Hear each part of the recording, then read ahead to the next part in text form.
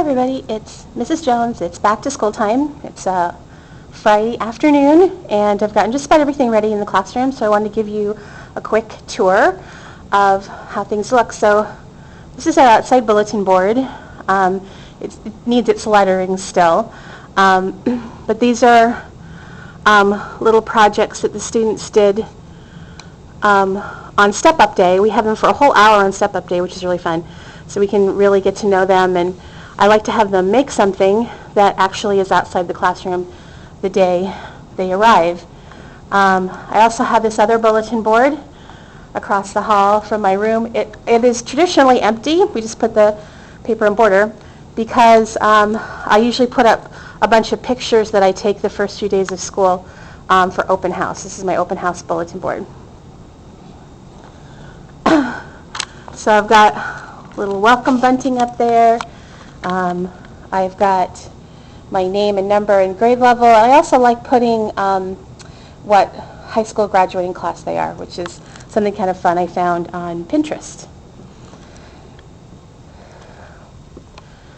So this is the big overview of the room. It's a nice large room. It does look a little institutional. Sometimes I think we're very limited to what we can put on the walls and stuff, but I think I've managed to go right to that edge. Maybe a little over, I don't know. So I changed my classroom library around a little bit. Basically, I'm very quickly running out of space. And so I decided to go into the room. It does make the room a little claustrophobic when you first come in. But really, when you think about it, this space right in front of your door is kind of like wasted space. So actually, the classroom library starts here with oversized nonfiction. The nonfiction continues over there with the low dividing shelves.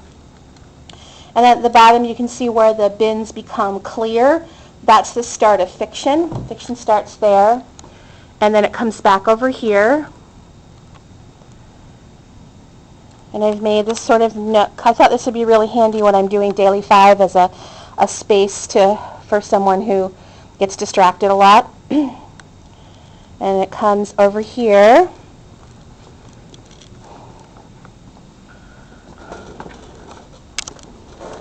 And right now I have 85 bins of books. So that's number 85, my Oz books from my childhood. So next to, and you can see I've got a little bit more space, and then I've got to start figuring out what the heck I'm going to do with the rest of the books that I'm surely going to purchase. So over here, this is my little storage unit. I kind of use this area. This is our morning meeting area and our small group area. So this is almost like my second desk. So up here I have our new unit has these beautiful vocabulary cards. Look at that. It's really cool. It has the unit and the week, and it has a great picture. And I found this, it's a CD holder, fits it just perfectly. And all I did is take some of the extra cards and put some Post-it notes so I can get at them easily. And this is where I keep my copies of the reading books. So I have them. We have our, this is our emergency flip chart, and there will be a class list on it. This is just where I keep, my stuff. And then here you can see my cafe menu. And I love the cafe menu. But you can see because I teach the intermediate grades, it looks a little bit differently. That's because in the intermediate grades, we start doing less with accuracy and fluency, and much more, the bulk of our instruction is really about comprehension and expand vocabulary. So what I've done is I've left a really big space, about half the bulletin board, for comprehension. Accuracy and fluency share a space. So there's a place to put a few strategies there. And then expand vocabulary is over here. In the corner where I stick my vacuum cleaner, I wish I had a good place to store that. And this hat is what I use to introduce one of our comprehension strategies. So for every main comprehension strategy, I dress up like a character. And this character talks about the main idea. The main idea gets right to the point. And I actually love putting out some of these things because kids get really curious. They're like, what is that, Mrs. Jones? And I'm like, oh, well, you'll just have to wait and find out. So right here, I've got my writing process tracker. The kids' names go on magnets, and they, as I go through the writing process, I keep track of them by moving the magnet. But I won't start that yet. Right now, I've got right here, this is a great idea. I don't remember where, for when you're practicing Daily 5. This is a map of my classroom with numbers. And what I do is when students are starting off to build stamina, they rotate places in the room. And basically I tell them while they're building stamina, they're also practicing reading in different places in the room and figuring out which is a great place in the room for them. Is it by the window? Is it away from the window? Is it, where is it comfortable? So I put clothespins and I just move the kids and I just rotate them around the room. So by the time we're done building our stamina, the students have had an opportunity to read in every single place in the room. They've had a chance to sit on a pillow or sit at a desk or sit in my chair or wherever. So that's a great idea for those of you who are doing Daily 5.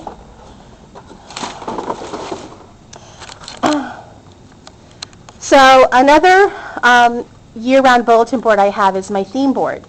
Theme is a big thing in theme, and main idea is theme for fiction.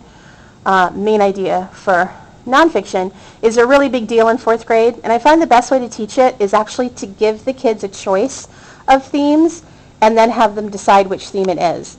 Later in the year they can get to coming up with their own theme, but this is a really effective way. And again, I got this idea off of Pinterest, and these were from a teacher. And basically what I do is I take a picture of the cover of each book and we put the picture underneath the theme. And then this whole space and all of this space will eventually have our anchor charts, which I'm going to display all year. And these strips of adding machine tape, these will hold our number line. I use the program Everyday Counts, not all of the program, but the multiples part of the program is really, really useful. And it hits these 4 Common Core State Standards: identifying primes and composites, determine if a whole number is a multiple of a given number, and find factor pairs. So it's a really great quick way to do that first thing in the morning using the number of days we've been in school. And I have 2 carpets here, and the reason I do is because right in the middle is where I put our supplies. So right here is our personal whiteboards and markers. And I need some more markers actually, but the ones that we have are wrapped up with the eraser, and the eraser is just pieces of fleece, inexpensive fleece cut up. And when the kids put them back together, I tell them they're making a cannoli, because that's what it looks like. It's got a marker inside there. And then also when we're editing, we use a lot of colored pencils, markers, and so forth. So I actually usually have 2. I need to get the other one out. But I just found it's really handy to have this, again, right here. If I need to move it to the table, then I'll move it to the table for a small group activity. It's really easy to do that. Now, this seating is stuff that my husband made for me, lucky, lucky me. And this is where I keep my multiple copies of books. Usually I have just 2 of a book, but it's kind of nice to have that, doubles as storage. And then we're using the Reading Wonders series this year, and the Reading Wonders program has 2 different books. They have a Reading Writing Workshop book, which is where you do all your modeling from, and then they have an anthology. So this is the ones we'll actually use in class. And up here, I'm really, really excited about using Coach B's Brainies. And if you've heard of Whole Brain Teaching, this is Whole Brain Teaching 2.0. And what I did is I took all of his slides, I had them professionally printed, and it was the best $30 I ever spent. And so I've got everything organized for the first day of school, and I'm going to start this on day 1. This used to be my cafe menu, but now it's our oral language board. And up here is my Einstein triangle that I made. I wanted to make it really big, which is the basis of our critical thinking. So we have our schedule here. That's our special there at the top. Then we have the writer's block, which has more from Coach B. These are the helpers. We have a rubric for writing that I made, and then the math standards are right here. The whole brain teaching rules are up at the top, and I'm not quite done yet, but eventually the reading and writing standards will go here down the other side. And over here we've got the super improvers wall with the consequences up at the top. Eventually this will have all the children's name on it, and this is where I'll clip their name card. And then right here on the door is where I've got all those different levels going on. And this whiteboard is where I keep track of, one of the things I started last year that was really popular is at the end of the day I count all the kids with green cards, and the class gets that many points, and they work towards, as a class reward. Of course, the better everybody is, the faster they get there. These are some great little things I picked up at the dollar store. Just $1 each, super fun. And at first, I use them when I have students come in. You can see right here, a lot of kids come in before school starts, and I let them pick their own desk, and this is sort of a placeholder, so I know that this desk is reserved. And then this is what I'm having them do in the first day when they come in. It's just coloring our open house invitation. Our open house is usually a week after school starts, so it's a good way to get that started. Each child gets a folder. They get their math book and their new reading workbook. I give them a crayon and pencil sharpener, a couple of pencils, and a red pen. Everything else they're supposed to come with. But in case they don't, this is our Student Supply Center, and I've got a couple of complete kits right here for students who don't have enough means to buy these things. And then I've got some various things for kids who just need the odd little amount. And then this is our group supplies. We have like math templates and rulers and tape and scissors, and these are drawing books, how to draw various things, which a lot of kids who are not comfortable in their artistic ability can use those. Actually, my mom bought those for me when I was a kid because my brother was a great artist, and so I still love them. Down here I actually have our group boxes. Eventually the kids will be put in groups. Right now I find it's easier at the beginning of school just to have them facing me because I have so many procedures to let them know about, that eventually they'll have group boxes, and those are all set up. And then over here we have tons and tons of learning games. I love learning centers. Love it, love it, love it. And so I've got the front is math, and then I've got the first unit. Got all sorts of crazy things and stuff there in the back. So these get changed out. Every new unit is a new group of games. And a learning center is something that it's really important to actually teach the kids how to use. So actually we do an activity the first week of school, something that I know will take them only 5 or 10 minutes, but I will show them how, when they finish an activity, to come over to the Learning Center. And this is the Learning Center expanded. This is where I put other activities.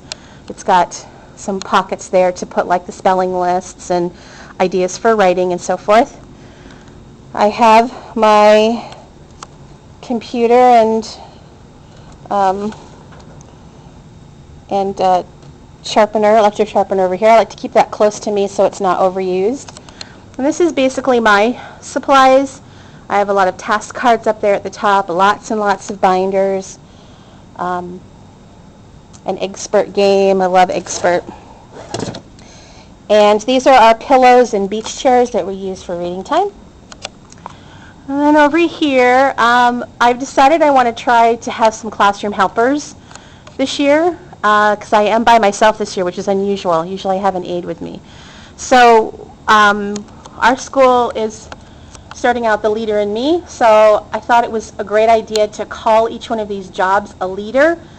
So it's the same kind of stuff that you'd probably see anywhere, attendance and, technology and stuff, homework checker and line leader and stuff, but they all have the word leader after them, which I thought was kind of neat. And then down here we have our team leaders. Each of the 4 teams is going to have its own team leader as well. So here I've got my folders that to keep worksheets and so forth in. This is stuff that I'm still working on. I've got my document camera right here. I've got assessment information is back there. This is another one of my props that I use for modeling the I use it to model a distracting voice and a reading voice in your head. And there's some pictures back there of me and my family. My husband actually made this little supply thing. And then I have my computer and speakers, and back here I've got a big, trying to hide it, but it's a big old power strip. I'm trying to tame those cords back there. And then I have my frequently used materials. This one's for math, and that one back there behind the fan is reading. And there's my family, and here's my desk. And those are the student cubbies. They all have their book boxes in them ready to go for Daily 5 in the first day, and then there's their cubbies. So there's a tour of the room. And if you've already started school, I hope things are going great for you, and I hope to update you again. Bye.